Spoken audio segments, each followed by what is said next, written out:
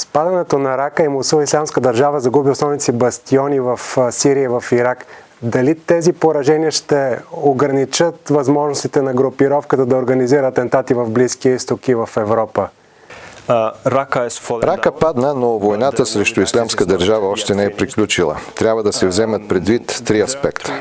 Първо, Ислямска държава доказа, че е изключително способна да вербува войници в интернет. Основното бойно поле е в човешкото съзнание, така че пропагандната система на Даеш в дълбоката мрежа и в видимата част на интернет е много активна.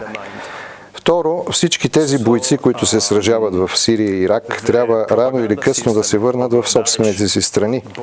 Така че сега имаме въоръжена диаспора, която ще се върне по родните си места.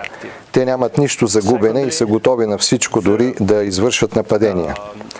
Накрая трябва да изтъкнем значението на стратегическата роля, която Рака имаше в халифата.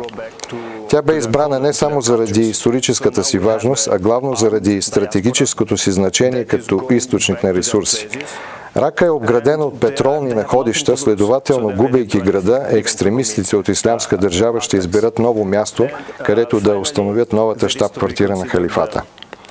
Най-вероятно, казват някои анализатори, те ще погледнат към Магреб и по-конкретно към Алжир, защото там са едни от най-големите залежи на петрол в района.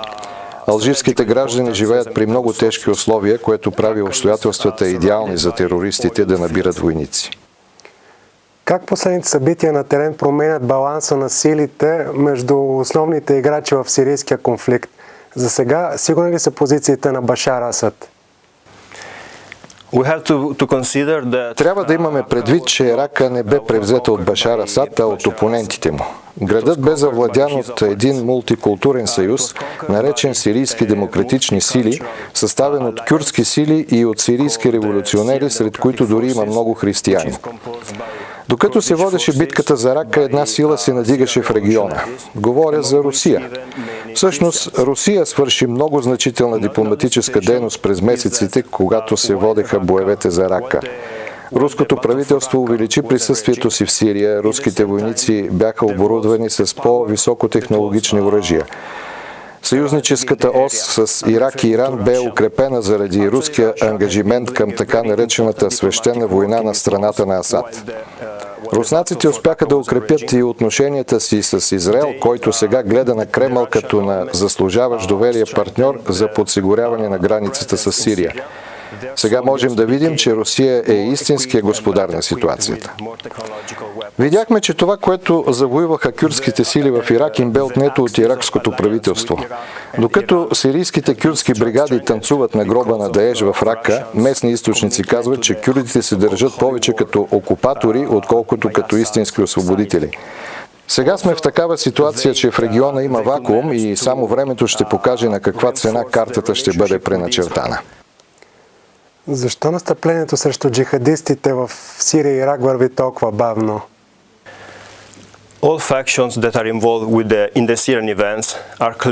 Всички фракции, замесени в събитията в Сирия, твърдят, че се противопоставят и се сражават с силите на Ислямска държава.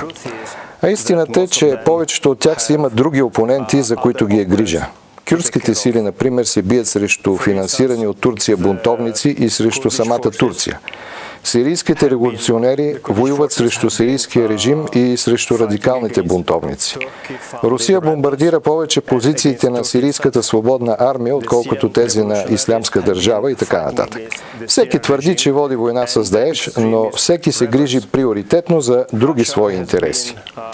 Има и втора причина, защо войната срещу Даеш отнема толкова време, и тя е, че групировката ставаше все по-силна и по-силна през годините. Знаем, например, че в Ирак Ислямска държава бе резултат от съюз между членове на Ал-Кайда и бивши офицери на Садам Хюсейн. В Сирия правителството обяви обща амнистия през 2011 година и по-късно през 2013 година за престъпници и ислямски фундаменталисти. Сега проблема е, че когато звяра бъде пуснат на свобода, е трудно да бъде опитомен. Анализатори казват, че това е бил начин за противодействие на революцията, за нейно унищожаване отвътре. Сега звяра бе пуснат и имаме проблем. Има и още една причина, поради която нещата се проточват толкова, и тя е, че борбата срещу тоталитарен режим, тоталитарна идеология на смъртта като ислямска държава не може да бъде победена просто с бомби. Виждаме, че на първо място има идеология, глобален призив към мюсюлмани от цял свят да напуснат страната си, да напуснат сигурното си място и да отидат да се бият за идеал, за утопия, за ислямска утопия. И именно за това отнема толкова време борбата срещу тази идеология. Какво бъдеще очаква иракски Кюрдистан след референдума за независимост и след ответните действия, предприяти от Багдад срещу контролираните от кюрдите зони в северен Ирак? Киркук бе отвоюван от иракските сили и този успех се дължи на финансирани от Иран милиции. Както каза съвместното командване на кюрдските военизирани формирования Пешмерга, иракската армия и иранските бригади са се сражавали с американски оръжия. Тръмп се самопохвали за освобождаването на Рака и каза, че той е причината то да бъде постигнато. Но в Ирак, където виждаме битка водена с американски оръжия и силите Пешмерга, които са исторически съюзници на американското присъствие в района, Тръмп каза, че няма да взима страна в сегашната ситуация. Една от причините Киркук да падне е, че града е много разделен. Разделен на кюрди, тюркмени и араби. Но самите кюрди са разделени от политическа гледна точка, така че иракските войски се възползваха от това положение. Сега имаме ситуация, която може да възпламени нова гражданска война и може да доведе до това Даеш да възкръсне от пепелта. Знаем със сигурност обаче, че иракски Кюрдистан е най-големият източник на петрол в региона. Трябва да имаме предвид, че 77% от петрола, внасен от Израел, идва от иракски Кюрдистан. С непряката си интервенция Иран демонстрира, че има какво да каже в тази ситуация и виждаме как страната използва свои ресурси за намеса в региона. Ще опита ли Иран да подкопае още повече интересите на САЩ в региона, след като Тръмп отказа да удостовери ядреното споразумение? Ядрената сделка е многостранно споразумение, така че Доналд Тръмп не може да направи нищо, за да го отмени. Ако направи подобно нещо, може да получи импичмент, макар и такъв сценарий да е слабо вероятен. Ако му бъде гласуван импичмент и бъде отстранен от поста си, неговия вице-президент Майк Пенс ще стане новия президент. Това ще е много по-голяма заплаха за интересите на Иран от Тръмп. Така че, според мен, както каза аятолах Али Хаменей, Иран не иска да попадне в капана и затова опитва да не отвръща на тази провокация.